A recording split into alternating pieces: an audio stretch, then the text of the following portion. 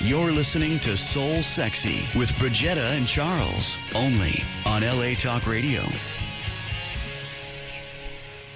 Good afternoon, all you sexy souls out there.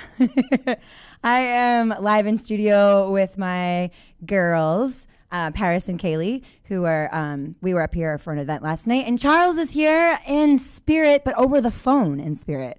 Hey-yo. Hey.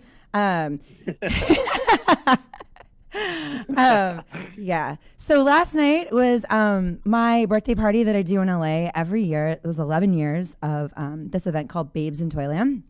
And Charles, I think I've told you about this before.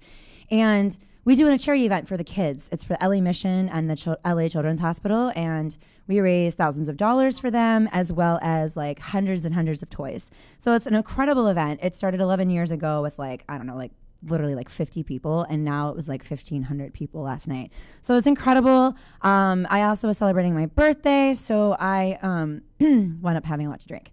So hence, I am here today. I am on time. I am proud of myself for being so on time. And but my brain is not so much here. It's here, but it's just not as much here. I'm just letting everyone know out there.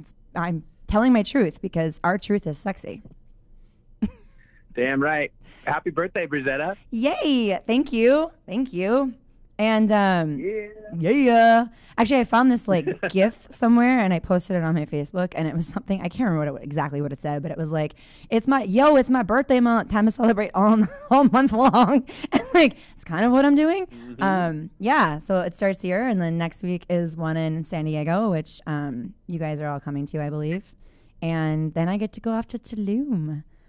So I'm very excited. But anyways, I love how you create ripple effects of celebration everywhere.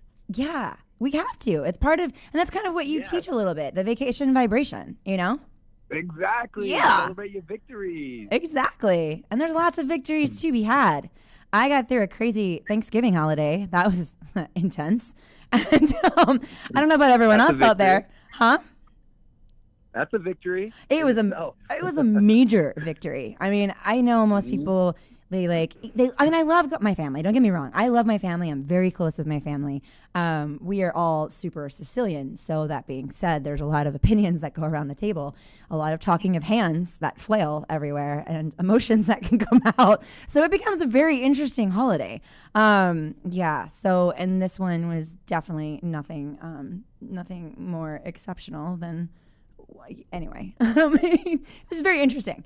How was yours? Mine was fantastic. I got to take my beloved to my hometown to meet the family for my brother's birthday. Yeah. Yeah, it was amazing. Everyone loved her and vice versa. And then I got to go to Utah and experience her family. So It was amazing. There's 40 of them for Thanksgiving. So it was a big one. That's awesome. And, yeah, and then we got to hang out in the hot tub with snow on the ground, which is one of my favorite things, with the Utah mountains everywhere. It's beautiful. That is soul sexy. Mm-hmm. Soul sexy. I'm excited for today's show. Yes. And the guests that we have on. Yes, I'm very excited as well. Yeah, she's amazing. Her name is Layne Dalfen, and she wrote, basically she's like a dream decoder, and she's actually incredible. She wrote these workbooks, and I'm actually going to hold them up here. I have the workbook, Have a Great Dream, and it's decoding your dreams to discover your full potential. And then it's the workbook that goes along with her book, and that's pretty awesome. And I just love deciphering dreams. It's always been a fun thing to see, what is your brain actually like? When you have a crazy dream, it's like you're flying or an elevator's dropping. What does that exactly mean? I have a lot of weird recurring dreams. I don't know about, do you guys ever? Yeah, I'm so fascinated with dreams, and I have so many questions for her today. It's going to be awesome. So I'm ready to dive in. What is one of your recurring dreams that is so weird, but it just keeps happening over and over? Well, I have some that are really good, and I have some that have been bad. Ooh. One that I think is really common after I looked it up was the all of a sudden I'm like chipping or losing a tooth. Ooh, that's not good. No bueno. Or 3. Don't, Yeah. It's bizarre. It's like, bizarre. You're and like then, toothless and stuff. Yeah, and then I'm like Dumb and Dumber through the whole You got no teeth. How am I going to get my tooth fixed? You got your tooth fixed. And then I experience all the emotions of that, like embarrassment and yeah, Okay. It's wild. And how about you guys in here? Paris or Kaylee? I used to have a recurring dream about getting into a car accident or flat tire or some crazy crash thing. Yeah, I tend to have a lot that are related to like snakes and kind of more so animals. It's kind of unique. Yeah. Yeah. Interesting. Mine, it's the elevator thing. Like, it either falls or I'm like being chased. Yeah, and I have other reoccurring dreams that, like it's places that I've never been, but then I wind up going there, and that's been kind of cool. To me all the time. Yeah. You dream something and it happens. Talk closer to the mic because we can't hear you. Oh wait, you know what? We can't hear them because I didn't unmute them. Yeah, they need a microphone. There we go. That works. Oops. Hello. That was my fault. I forgot to unmute them. I'm so savvy today. Let me tell you. Can you want to say those again? Yeah, so one of my reoccurring dreams is about getting into a car accident or a flat tire or some vice versa crash accident. And then, like you say, I also have a lot of reoccurring dreams where I'll dream it and then it'll happen in physical reality. And lately, I've been having a lot of reoccurring dreams with like people, which is very strange. Interesting. Oh yeah, you were telling me about that. We'll leave out who that person is. Different dreams, different people. Yeah, but it's very interesting. It is. Mine normally revolve around like snakes and animals chasing me, and then they kind of turn into more like mystical things. So they do have some kind of symbolicness. That's cool. But it's just kind of trying to figure out what they are. Yeah, it's like I love the Freudian way, and I also like listening to like Carl Jung and like just because they're totally different. And I know like Freud, everything's like sex. Like, well, this means the snake is representing, you need to work the desire of sex that you need more in your life. And then the Jungian version would be like, what is the fear behind it, or like where did it come from, kind of thing. Yeah. Awesome. Our guest should be calling in soon, and I'm just checking email right now to make sure that I didn't miss something. So anyway, I think it's interesting because like when you have a dream and it recurs over and over again, like what is your brain actually trying to solve, from that? It's obviously trying to get through something.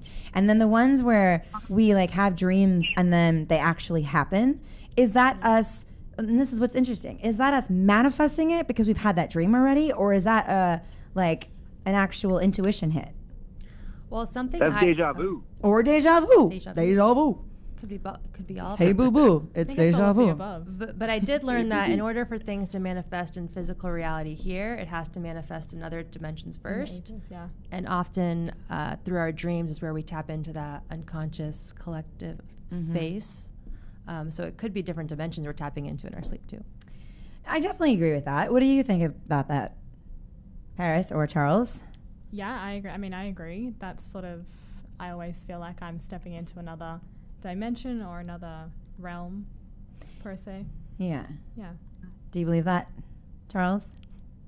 Yeah, I think it's fascinating because have any of you seen the movie?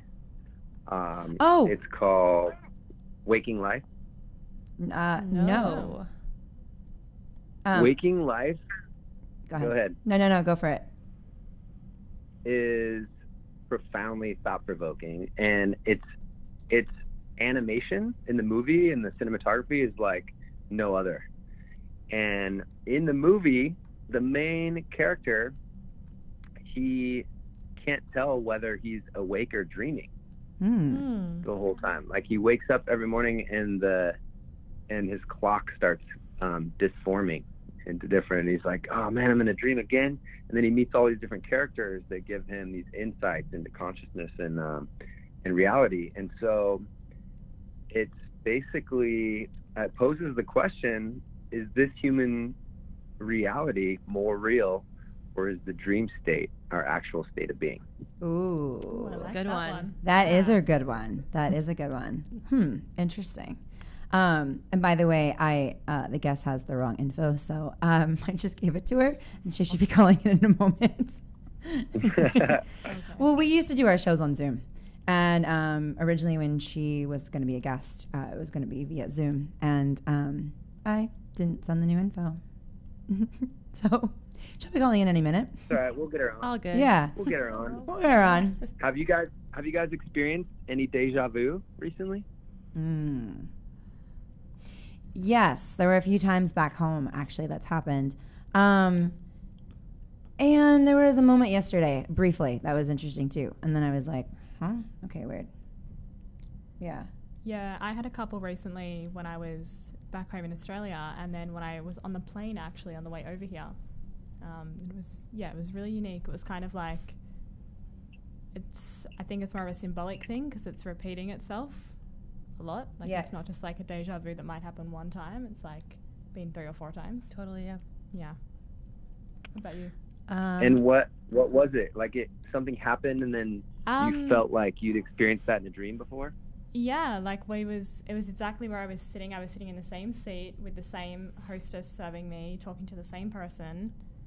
It was, yeah. Wow. It was really bizarre, but kind of cool. Yeah. Kind of trippy. Yeah, a little, yeah. Super bizarre. You're like, has this happened Actually, before? our guest is calling in, so I'm just going to answer this and add it to our group. Hello, is this Layne? Hello? Is this Layne? Hi, Bridgetta. Yes. It's Layne. Yeah, Layne. Oh my God, that's how you. I'm so sorry. We said it wrong. Charles, you were actually right. We're live on air, actually, I knew it. and yeah, you knew it. You were right, and I apologize for mispronouncing your name.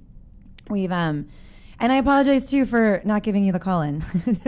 I feel horrible, but we are super excited to have you on air today. We've actually been talking a little bit about dreams and what's happened to us, and about having like recurring dreams, like the same dream that happens over and over and over again, and like what is the meaning behind that, and is it I'm sorry, I'm getting right into it, but but is it have to do with your brain trying to resolve something, whether it's a fear or something going on, or is it like what exactly is a recurring dream, and why do we do it?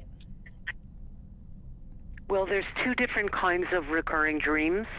One is a recurring dream that you've had over a lifetime or that spans over many years, and that's the exact same thing as a favorite expression. So if my favorite expression is, oh, darn it, which it's not, but we're on the radio, so I could have said, oh, darn it, 40 years ago because I missed the bus, and I could have said, oh, darn it, 3 years ago because I walked by my desk and papers fell on the floor, and I could have said, oh, darn it, about 8 minutes ago when I had no way to connect with you. So I'm still saying, oh, darn it, oh, darn it, oh, darn it, but it's over a period of years, and the situations are not connected at all. So once you find out what that favorite expression is, like what are you saying to yourself when you use that metaphor, usually it goes away. Now, the other kind of recurring dream might be something that you'll say to me, oh, I had that dream 10 times in the last 3 weeks. And that would be the exact same thing as a nightmare. That's because your unconscious is trying to get your attention because there's something going on in your waking life that you are avoiding, and you're not dealing with it. And because your unconscious is always looking after you, it's going to take that plastic baseball bat and hit you over the head with it because it wants to get your attention, same as a nightmare. Oh my goodness! Wow. Okay, so that's interesting. So what? But oh, go ahead. I just want to give you, since I missed the beginning of my appearance, I want to just give you a very fast overview to to tell you that actually the dream is the conversation that you are having with yourself about a very specific current issue that you are attempting to problem solve. And the solution to the issue, of course, comes to you in your unconscious before it gets to your conscious. So if you want to quit that job, you're going to make that decision, and your unconscious is going to get it before your conscious gets it. So the prize you get for understanding how to decode why you had that dream last night is that you can propel your problem-solving skills. You get the answer faster. That's so interesting. So I have a question too. So then with your dreams, like let's say you have a recurring dream or you have like something going on, can you, or for example, you have a dream of the same place over and over and over again, and then you actually go there. Would that be like you're kind of like manifesting in a sense, like, or even same thing with like when you have a recurring dream, is that like the belief or that story that you have, can that like project into your life? Like, or is there, do you know what I'm trying to say? Well, yes, I do know what you're trying to say, and that's basic ESP, and I'm sure that all of us are capable of ESP, and we get things like deja vu, but for me, because that's what I'm here to do, is I teach people how to uncover what situation in your life happened this week that triggered this morning's dream. Because at the first level, and I have a psychological approach to dream analysis, and what I teach is the language of metaphor. At the first level, because I love going deep, but before I go deep, I'm a first things first kind of girl. And so I want to know that at the first level, the dream is something that either happened to you yesterday or it's something that you thought about yesterday. So the same way as we prioritize when we get up in the morning and you decide, you prioritize your day. Who do I have to call? Who do I have to email? What do I have to do today? Your unconscious is going to behave exactly the same way. So if you have 7 or 8 or 10,000 things happen to you today, which you probably do if you include all the phone calls you got, all the emails you sent, every person you spoke to, every time you went to the washroom, every single thing that happened probably adds up to 7, 8, 9, 10,000 things happen to us in a day.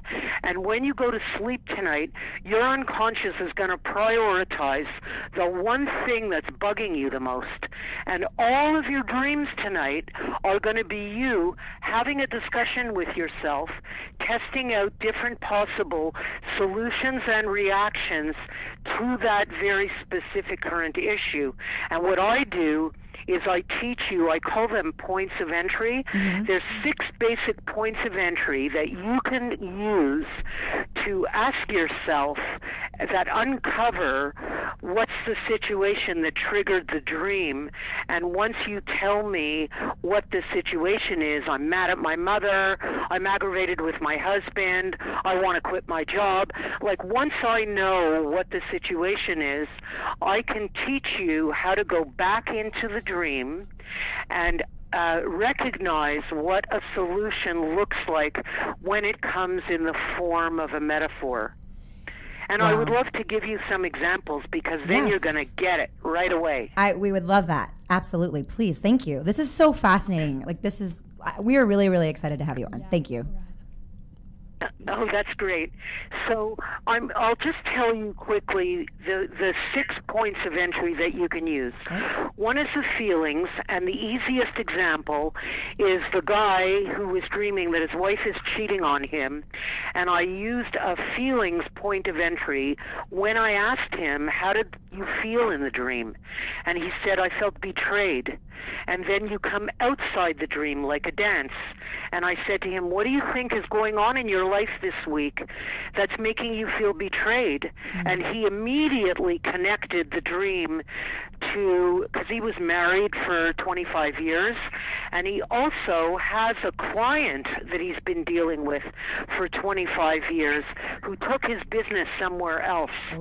And that was the betrayal. It's not about his wife. He used his wife as a metaphor because it's someone that he's been connected to for 25 years. And that's what we do. He took somebody that would capture the hurt and the betrayal. And the solution to the dream, sometimes you want to look at how the dreamer is behaving in the dream. Are they responding to their situation in the appropriate way? Because for me, you're going to discover very quickly there's no right or wrong, there's no good or bad. For me, it's all about appropriateness. Is the dreamer responding to the current situation in the best and appropriate way? For the dreamer, I mean. And so in the dream, I asked him, you know, are you responding? How are you reacting in the dream? Your wife is cheating on you. You're standing there watching it, and he's doing nothing. He's not speaking. And I asked him if that would happen to you in waking life, is that what you would be doing? And he said, oh my God, no, I'd be yelling, I'd be screaming, I'd be expressing myself. So you can see in the dream, the dream is reflecting the dreamer's underreaction, because the dream wants to inspire him to call the client and talk about the fact that the business was taken away. And that's what happened from the analysis. He realized that he needed to pick up the phone and discuss the matter with the client. And here's an action point of entry. The woman who dreamt that she got a brand new puppy, and she has the puppy up on the table in front of her, and she's so excited, and all of a sudden the puppy poos everywhere, all over the table, all over her hands, and it's like, oh my goodness, look at this mess.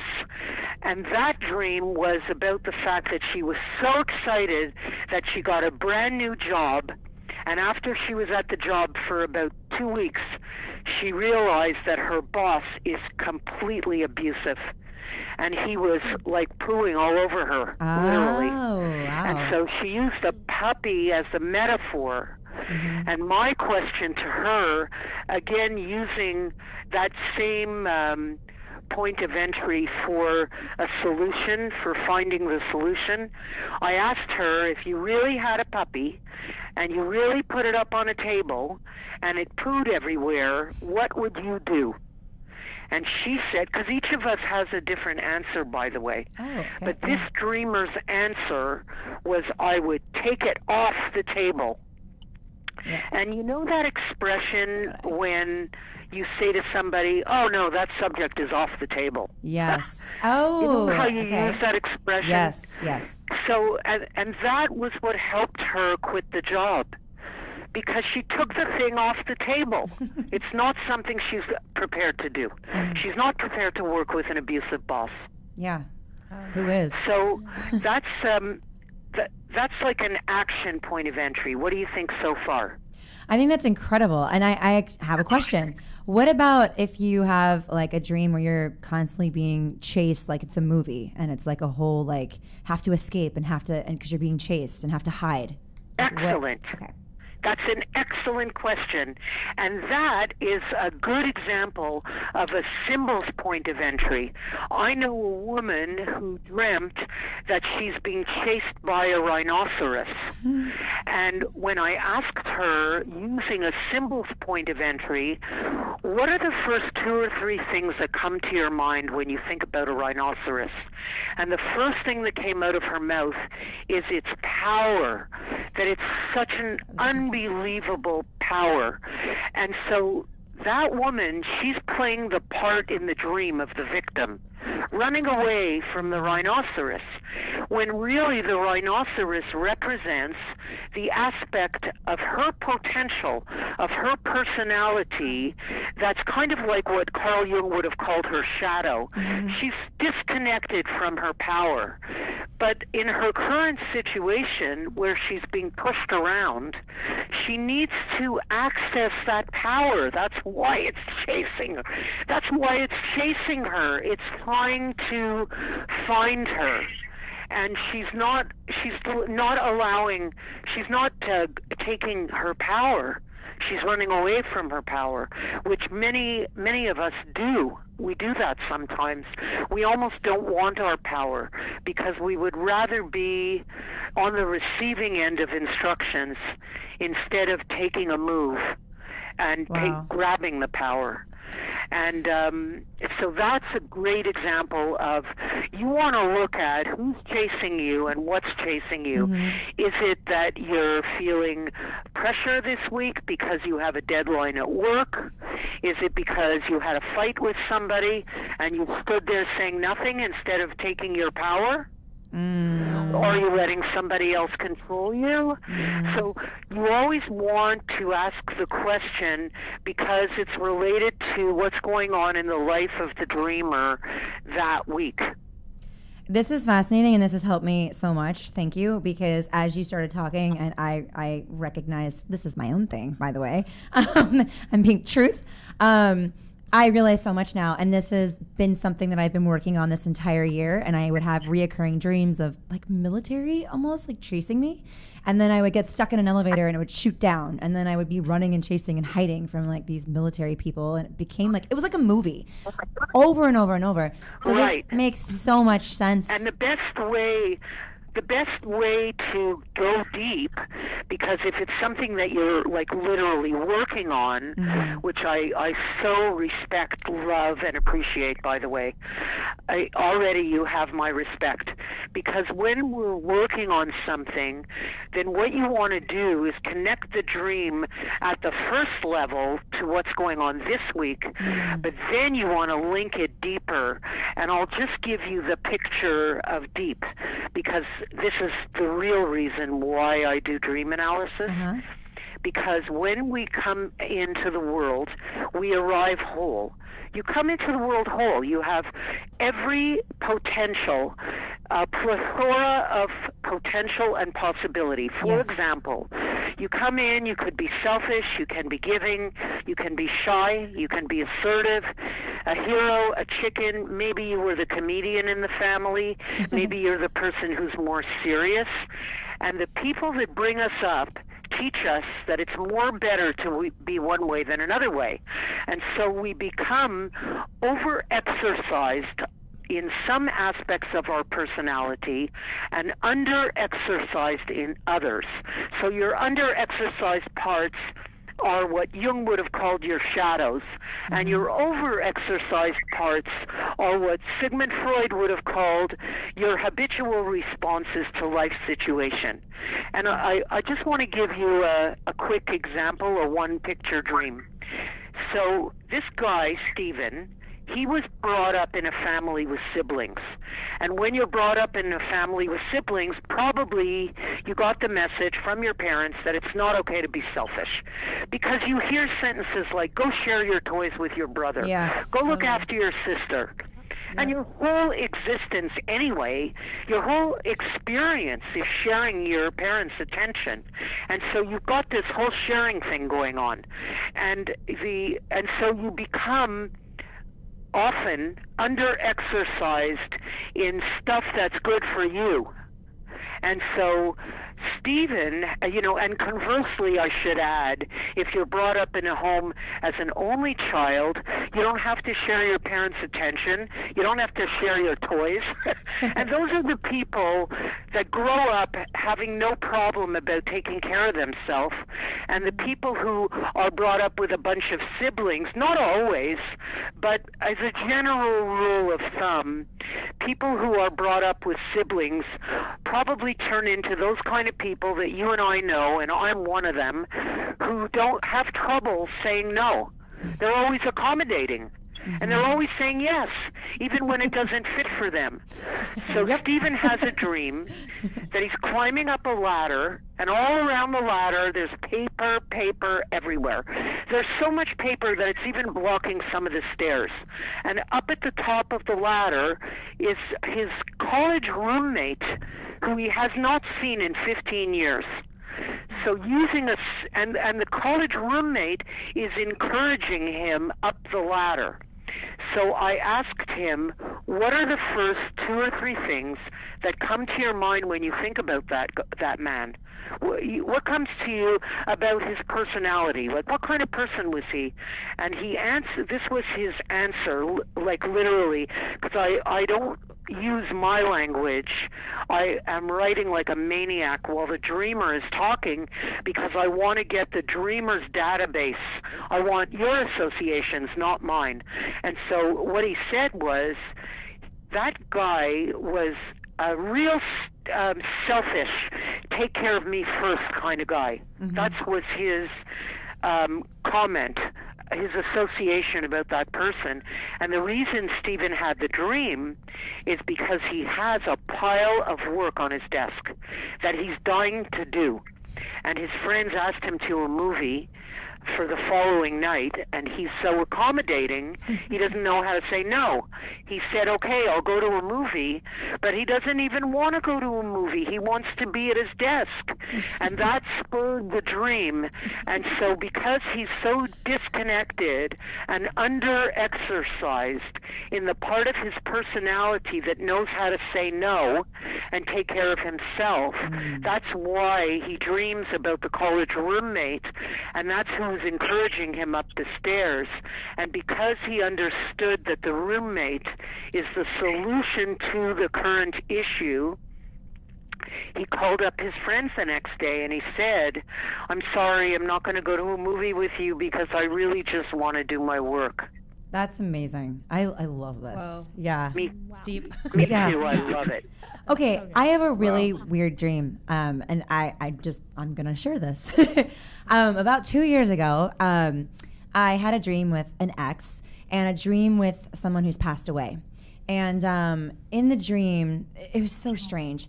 So in the dream, they were like, we were playing guitar, and I'm just learning in real life. I'm just learning how to play guitar. He goes, pick up the guitar. You know how to play. I'm like, no, I don't. You guys are like in a major band. I have no idea. He's like, pick it up.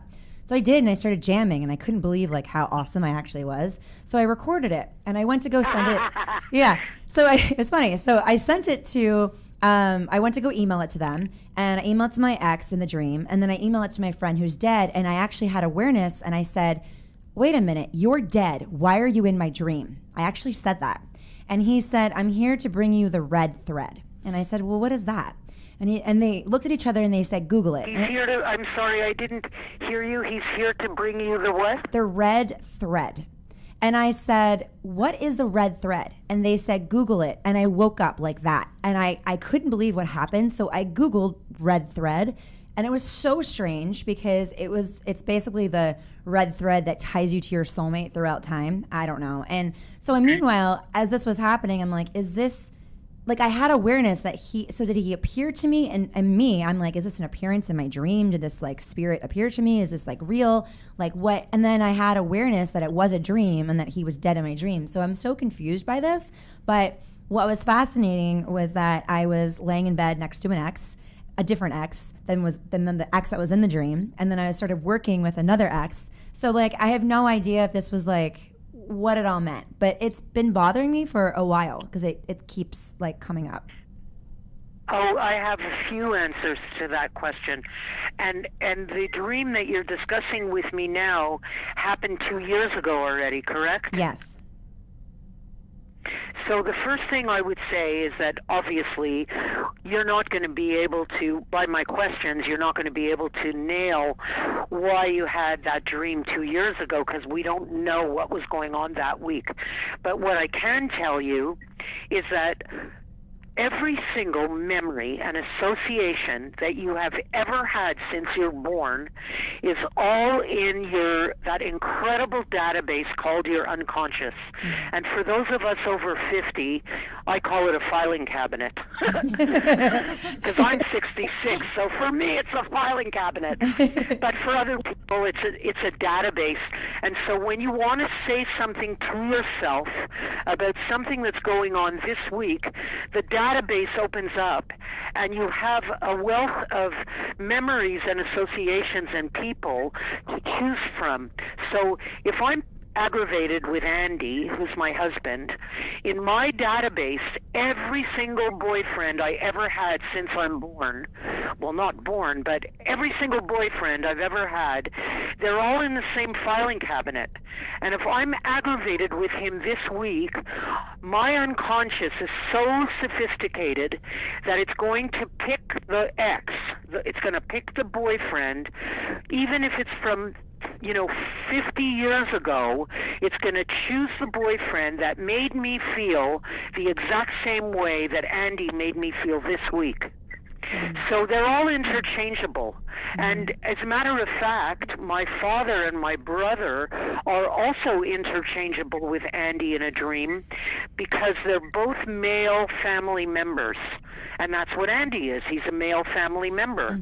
But he could be a boyfriend, he could, and that's what you do. So we don't know, like, the person who passed away, were they also an ex? No, just a very good friend and someone I admired in music. And can you tell me, you admired him? I love it. And what about his personality? What else about him? It was mostly he was a very well-known musician, and I admired the way he played and his songwriting, and he was a kind person and funny. Kind. And you said he was a well-known musician, and what else did you say?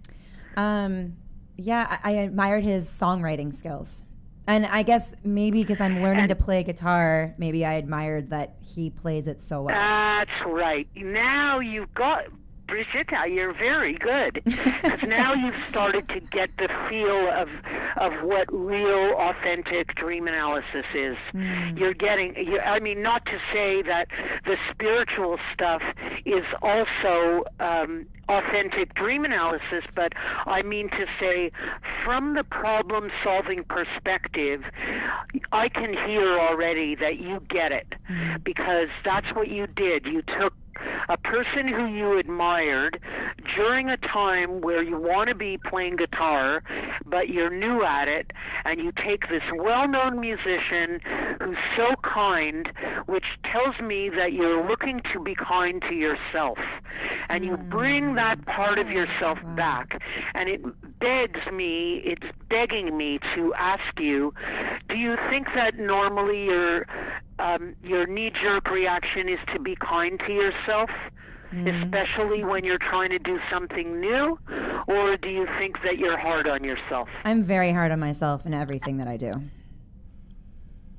And that's why I love your honesty, by the way, and that's why you bring this part of yourself that you're disconnected from, and you even say that it's dead because he passed away, and you use a metaphor of someone who's already passed away, but you're bringing him back to life because you're searching, you're healthy, unconscious, because this is a very, very healthy dream. You are trying to access that potential that you have that is sleeping or under-exercised, and you're bringing it using this nice person. You're raising him from the dead because you want to raise that part of yourself who knows how to encourage yourself and be kind. Wow, that's incredible.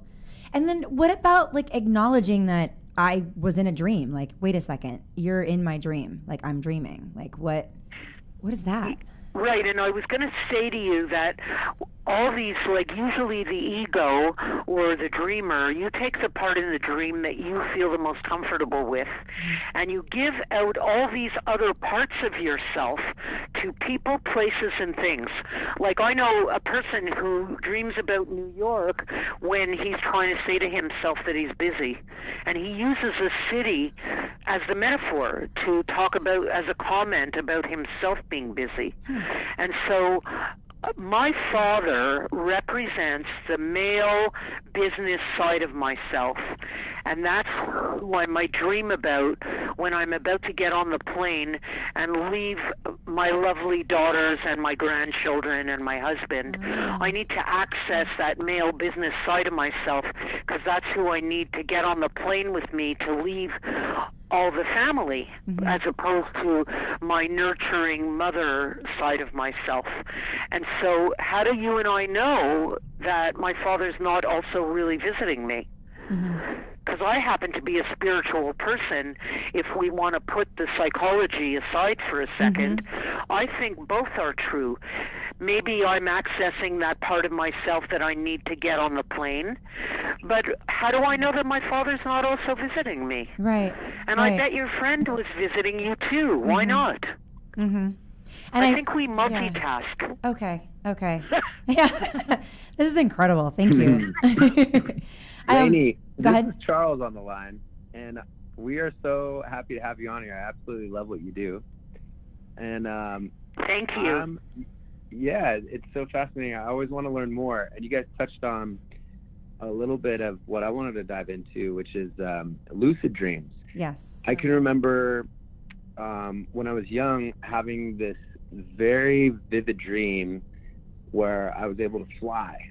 And I found this like glowing disc. It almost looked like a frisbee that I followed in the forest. You're Harry Potter. And when I held it, I could take off flying. Like I was like super kid, and I could bob and weave through the clouds and through the forest, and it was the coolest feeling ever. And I had this sense that I knew I was in a dream. And then I woke up, and I remember waking up thinking, no, I want to go back to that dream. It was so good. And I tried to go back to sleep and get back into the dream, but it wouldn't happen. So and some people actually do that. Like my own husband, it's so aggravating. He can wake up in the middle of the night and go to the washroom and come back and close his eyes, and he picks up the story where he left off. And all of us are picking up the story where we are all picking up the story where we left off, but not all of us are using the same images. You know? So because you can use different images to say the same thing to yourself. And that's another point of entry. I'm going to answer your question, Charles. I just want to interject here that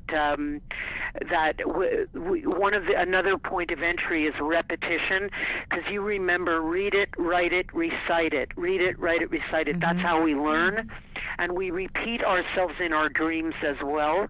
And so if you're, like, I remember before I went to New York to be on TV for the first time, and I was scared because I'm more a radio girl, and I wasn't accustomed to being on TV yet, and I was dreaming one night about ghosts. And what does that mean? It means I'm scared. And then later on I dreamt I'm standing on the abyss of a cliff. And what does that mean? It means I'm scared. And then closer to the morning I dreamt about my grade 5 teacher. And what does that mean? It means I'm scared. So my dreams are different, but I'm still saying to myself, I'm scared, I'm scared, I'm scared, because my unconscious is begging me to talk about the fact that I'm feeling nervous about being on TV during the day. Like to talk to somebody about it, a friend or whatever, like just to start discussing the fact that I'm scared. And I was avoiding doing that during the day, so my dreams were bringing it to me at night. But so just so you know, Charles, whatever it is that when you go back to sleep, even if the dream looks different, it isn't. It's the same darn thing that you're trying to say to yourself, and you just say it in another way. Now, this dream you're talking about, it was a childhood dream, is that correct? Yeah. So one thing I want to say about it is that when we're children, we don't have the same control that we do as when we're adults. So I mean, my father was such a terrific guy, but he had such a bad temper.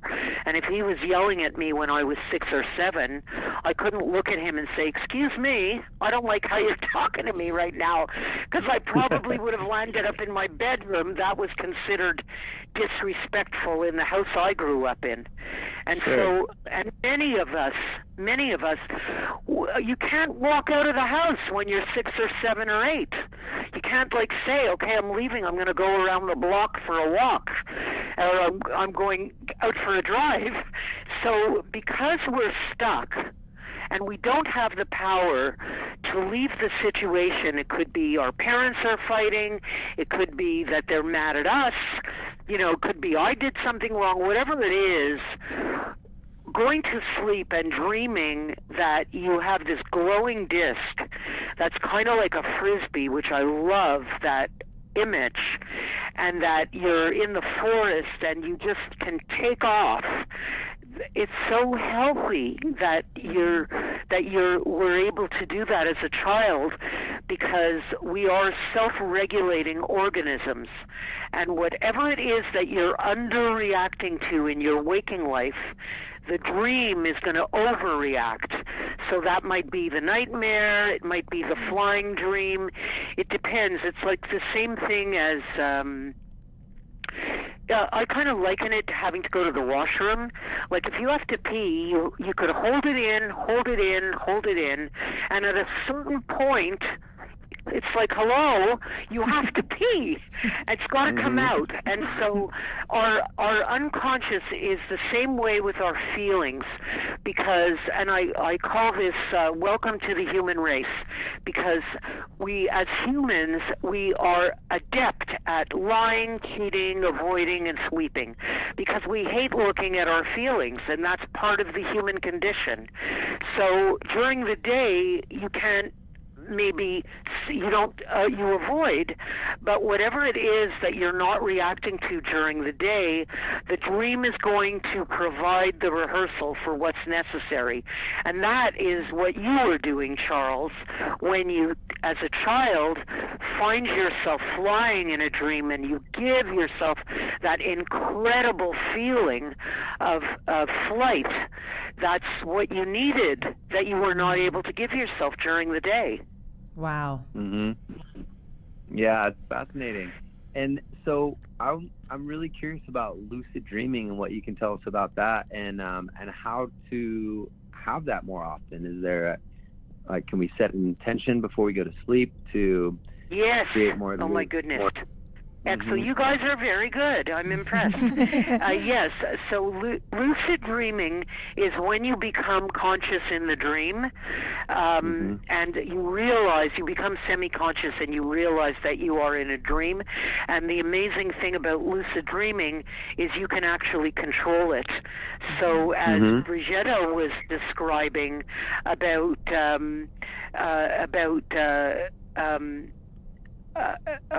I forget what I was going to say. It doesn't matter. About chasing, about this image of somebody chasing you. If you become lucid in the dream, one of the most often examples that they use is that you can turn around in the dream and face your pursuer, which is amazing. You can you're in the dream and you can turn around and say to your pursuer, like, what the heck is going on? Why are you chasing me? And so you can but my thing is about I'm a big proponent in lucidity for sure, but lucidity that I hope for is to become more lucid in your waking life by understanding what the heck you were saying to yourself when you had the dream. But the kind of lucidity that you're talking about happens actually in the dream, and the way that you can bring on a dream like that, one way that Stephen LaBerge talks about is to watch your knees when you're walking up some stairs. take a special concentration of looking at your feet and your knees as you go up or downstairs. Or another exercise is to look at your hands and turn your hand around and spend some time during the day looking at your hands and make a decision or a date with yourself that if you feel some strangeness in a dream, you're going to look down at your knees or your feet or your hands, and that when you do it, that's going to be your trigger to tell yourself that you are in a lucid dream. So you can make a plan with yourself to do that, and then you can manipulate the dream. So it's a pretty cool thing. And you can also incubate, like if you have a problem on your mind, do I want to break off with this girl? Do I want to stop being friends with that person? Do I want to quit my job? You know, when you have big decisions to make, there's no better person to consult with than your own unconscious. Well, I mean, why wouldn't you want to consult all of yourself before making a big decision? And what you can do is write the question down on a piece of paper. You can look at it some of the times during the day for a couple of days, and make a decision that you are absolutely going to remember a dream in the next few days. And you can even keep that piece of paper under your pillow and imagine yourself reaching for the pen beside the bed to start recording the dream when you wake up in the morning. You can even ask for answer to your question in symbols that you can easily recognize. Layne, thank you. This is Wow. absolutely Get a dream. This is absolutely incredible. We have to start wrapping up, so like I don't want to cut you off at all. But like I'd love to have you back on because there's so many more questions I have, and I'd love to talk about night terrors and what those mean, and God, there's just so much more to go into. But what is most important is I find you fascinating, as do our viewers. I'm looking at some of the comments that have come up, and how can people find you? I know you have haveagreatdream.com. That's right, haveagreatdream.com, and you'll be able to find my double book set, which is, the first book is called Have a Great Dream, Book 1, The Overview, and that's just about 100 pages, because some people, like my youngest daughter, wanted me to say it in a real quick way. I love it. So I did that. I love that. I love that. And then the second book is called Have a Great Dream, Book 2, A Deeper Discussion, and that one is about 340 pages. If you want to go deeper, which is kind of what we were doing a little bit of today, yes, and you want to understand more about dream analysis, you can look deeper into the dream with that book. But you'll find them both on haveagreatdream.com. And I actually just have them here in studio. I held them up to camera so people could see as well, and we'll also put links on our website. And you do one-on-ones, I noticed as well, and you also have a Dreaminar. Is there anything coming up that you want to talk about, or like coming up soon, and they can just find your books on your website as well, correct? Anywhere else? Yeah, I think that's the best way, is just to go to my book, because there's you can buy the books there, because there's links right through to Amazon, Barnes & Noble, Perfect. Wherever it is that you like to shop. Perfect. And also on her site, I noticed she has a free mini course on get free access to her mini course, and then it helps decode and improve your lives, whether it's in relationships, solving tough problems, finding your secret to love and happiness, and discover new flexibility and power in the way you approach people and situations. I find you incredible. I'm like so excited to have you on, and I wish we had more time because we could go on and on and on with you. But thank you so much. I'm also excited about you guys, because you really get it, and I love when that happens. Love Thank it. you. Mm. Thank you. Thank you so much. And I'm probably going to call Thank you you, for Layne. a one-on-one soon. But thank you so much. We are out of time. We are out of time, but if you guys can rewatch this replay, it will be on later on today at latalkradio.com under the video channel, Soul Sexy. And it'll also be on the app, actually probably within the next 15 15 minutes. You guys can do that. And we will, next Thursday, we also have special guest, Doug Vermeeren, coming on the show to talk about personal power mastery. Thank you guys so much. You can follow me on Instagram at Real Bridgetta, and Charles, what is yours? GreatestYou.com. Awesome. Thank you guys so much. And if you guys want to find Layne Dalfen, you can go to haveagreatdream.com. Thank you guys, and we shall see you next week. Bye. Bye. Ciao for now. You're listening to Soul Sexy with Bridgetta and Charles, only on LA Talk Radio.